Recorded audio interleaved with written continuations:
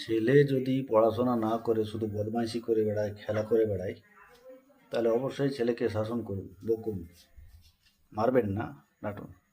কিন্তু আপনার ছেলে যদি পড়াশোনা করে, টাস্ক কমপ্লিট করে নেয়, তারপরে যে এক্সট্রা টাইমটা বাঁচে সেই টাইমে যদি কিছু মানে কুককাম টুকিটাকি কিছু করতে চায়, কিছু বানাতে চায়, কিছু খেলতে চায়, মানে কুটকাম বলতে কিছু বদমাশি করছে, কিছু জিনিস বানাচ্ছে, সেগুলো কিন্তু কেউ বাধা দেবেন না, বারণ করবেন না, ওগুলো করতে দিন।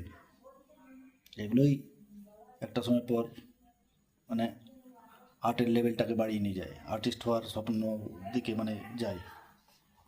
ঠিক আছে? এইসব অ্যাক্টিভিটিসগুলো বন্ধ করবে না। দেখুন এরা কি বানিয়েছে, এই যে একটা ছোট খাতা বানিয়েছে ফ্রি মাইন্ডের, অ্যাপেল বানিয়েছে, কুকুর বানিয়েছে, এটা কি বানিয়েছে, এটা কি স্ট্রবেরি বানিয়েছে, এটা কি বানিয়েছে ও নিজেই নাম জানে না, এটা কিছু একটা খাতা মাথা বানিয়েছে, এটা জগন্নাথ, জগন্নাথ দেবের মূর্তি বানিয়েছে, এইসবগুলো মুন্ডু মুন্ডু বানিয়েছে, কিছু জানি না, নৌকা বানিয়েছে, আবার খাতা বানিয়েছে, আর এটা একটা বোর্ড বানিয়েছে, ওতে লেখা যাবে, মেটানো যাবে। ধরুন আমি আমার নামটা লিখছি, এই যে লিখলাম, আর এটা মেটাও যাবে, মিটিয়ে দেখা সব দেখাচ্ছে, কেন দেখাচ্ছে না? দেখাচ্ছে, এই যে কুটকাম এই দুজনের করতে দেবেন। পড়াশোনার পর করলে ঠিক আছে, শুধু পড়াশোনায় ফাঁকি মারলে মুশকিল। তো তোমরা পড়াশোনা টাস্ক কমপ্লিট, তো টাস্ক হয়ে গেছে, তো তাহলেও ঠিক আছে। তো এই পর্যন্ত, বাই।